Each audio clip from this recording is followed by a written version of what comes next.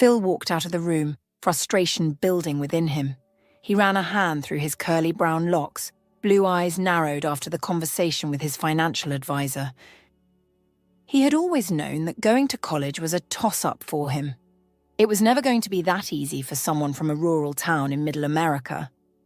Phil tried his best to work hard, get good grades, and save as much money as he could for college. But no amount of savings would help him afford even a fraction of what it cost for college. From a young age, Phil knew he wanted to study medicine. He had always wanted to help people. And what better way than to work in medicine? It was the best way to help people, so going to med school was the best way for him to do this. Phil applied to all the scholarships he could think of. It helped, but med school was expensive, and there was still a lot of money Phil had to put towards tuition. This left the dreaded student loans. He didn't want to apply for loans, but there was no choice. Everything seemed okay at first. Phil got to college, moved into his dorms, and prepared to start his first semester. Until a few days before starting, he was called to his advisor's office at the college. He had to speak to Phil about an urgent issue. That never sounded good, but Phil tried to think positively. Phil knocked on the door, stomach flip-flopping when Mr. Ramos told him he could come in. "Come in, Phil." He smiled, trying to keep up a positive front. "Hello, Mr. Ramos. What is it you need to talk to me about?" "It's about your tuition." "What about it? I have scholarships and loans to take care of everything." Mr. Ramos's smile faltered. "See, that's the thing, Phil. There was a hiccup with one of your scholarships, and they ended up not being able to put forward the required amount towards your tuition, so you have an outstanding balance." "And how long do I have to pay off this balance?" This time the smile faded completely. "It needs to be paid by the end of the month." "Mr. Ramos, I can't possibly pay something off that quickly. I need more time." "I'll try to get you some more time, but they are going to expect the payment sooner or later, Phil." "What about payments?" He winced. "I'll try to work towards getting them to allow you to make payments, rather than needing the lump sum." He thought back on the encounter, blood boiling beneath the surface, but there was also despair. All Phil wanted was to work hard and get an education. Wasn't that supposed to be the American dream? He couldn't pay this off, at least not all at once. The only person Phil could think to call was his mother. He needed to tell her about the situation, and when he did, Mom would insist on paying what she could toward it. It didn't feel good when he took her money, but he did need to make some kind of payment on it. So the sooner he could make the payment, the better. Phil dialed his mother's number and didn't have to wait long for her to pick up. "Phil, how did the meeting go?" He sighed softly. "It didn't go very well, Mom. They need me to make this huge payment by the end of the month, or I won't be able to continue with school." "Oh, honey," Mom whispered. "Listen, I'll send you some money right now, okay? It's only a little bit right now, but it should get you through the next few days until I can scrounge up more for you to make a proper payment." "No, Mom, Phil," Mom said dangerously. "Listen, I know you are probably low on spending money given this whole tuition debacle, so let me send you a little bit. I don't want you to have to remain inside all weekend. This will make you worry more." Some places in the town that surround campus only took cash. It was an old town with the college being built around it, essentially. "But what about the tuition payment, Mum? That's going to be too much for you." "Don't worry about it. Just know if you need some spending money, it's in the account." Phil didn't think he'd need it, but his roommates invited him to go out with a group of friends that evening and get some pizza. This particular pizza place only took cash, so Phil ended up having to take a bus into town to go to the ATM. There should have been an ATM on campus, but there wasn't. An oversight, but Phil had enough to worry about right now. The best place to go was the local grocery store in town. It was where a lot of students ended up going at all hours of the night when they needed some late-night snacks for whatever reason. When he got off the bus, it was the middle of the day, so there weren't many people around. He went towards the grocery store, a frown playing on his lips when he realized it was closed for lunch. "Damn," Phil mumbled, glancing at his phone to see what time it was.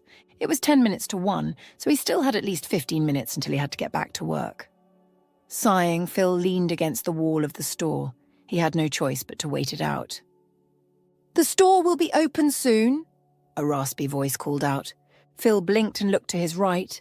He saw an older man in his 40s standing a few feet away, perched on an old picnic table placed in front of the market. The man had long, straggly, greying-brown hair, pulled back into a light ponytail. He was bopping his head to some music playing on his cracked phone that had seen better days.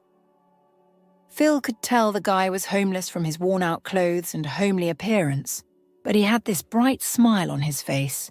It was a little impressive for him to be able to smile so much in the face of such difficulty. "What are you listening to?" Phil asked curiously. "Bob Dylan's masterpiece, Blowing in the Wind," he said wistfully. "Please tell me you know Bob Dylan. I know you're young, but this is a musical genius we're talking about." Phil laughed. "I know Bob Dylan. My mom's a huge fan." "Name's Sam, by the way," he said, holding out his hand towards Phil. "I'm Phil." Sam smiled. "What brings you here, Phil?" "I'm just waiting for the grocery store to open. I need to use the ATM." Suddenly, Sam started laughing, which caught him off guard. "You're not from here, are you?" "What makes you think that?" He chuckled. "The ATM in the grocery store hasn't worked for over 6 months." Phil leaned in, trying to catch a look at the ATM through the window.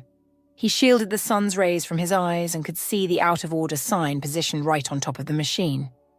Crap, Sam was right. The machine was out of order. He looked over at Sam, who was still bopping along to his music. "You were right, Sam. The ATM isn't working." "Told you," Sam laughed. "But I'll tell you how to get to the nearest ATM if you're willing to listen." Phil blinked. "Yes, of course." "Just around the corner, there is a barber shop that belongs to George. Good guy, quiet, but always listens. If you look across the street, you'll see a flower shop and there you'll find an ATM. Don't mention that I sent you there, though. I got drunk one night and broke some of her flower pots outside the shop, so she's not a fan of mine." He couldn't help but laugh. "Thanks a lot, Sam." Sam shook his head. "No problem." While he did need to go to the ATM, Phil lingered behind. Sam was a very curious and interesting man. He didn't want to end the conversation so quickly. "Are you from here?" "Born and raised," Sam said proudly. "I left for a couple of years, but eventually found myself back here." It hit Phil that Sam was wearing a basketball jersey. The jersey was old and bad for wear, but it was a basketball jersey. "Did you ever play basketball?" Asking that question was like opening Pandora's box because Sam's eyes lit up. He looked so happy. "I love basketball. It was my life for so many years. I played it in high school and continued to after graduation." Phil ended up sitting down beside Sam while he gave his monologue. Being this close to Sam made the bruise on the left side of his face very noticeable. Not only that, but he could smell booze coming off him in droves. "Why don't you play anymore?" Sam pulled up his pants legs to reveal thick varicose veins on his calves. "These here pretty much guaranteed that I wouldn't be able to play professionally anymore." It was quite a difficult sight to see. The veins were bulging and looked ready to pop at any moment. Phil immediately felt for him because of how painful it looked. "Why haven't you treated them before?" He shrugged. "It's not that serious." "Sam, it looks pretty serious." "Look, kid, I'll be straight with you, okay?" Sam muttered. "I don't have the money for one, and I honestly don't care. Any money I do get, I spend on booze, so it's not like I'll save anything towards surgery." Before Phil could say anything, a woman came out of the grocery store, ASC, owl on her face. "Sam, what are you doing just sitting there? Lunch ended 10 minutes ago, so it's time for you to get back to work." Sam shot Phil a grin. "I need to get back to work. See you around, kid." He watched Sam walk back inside and felt sadness weighing heavily on his chest. It was a shame that Sam had resigned himself to living with this pain. Phil wished he could do something to help him in some way. Shaking his head, Phil headed down to the flower shop. When he got there, he tried to make sure that he didn't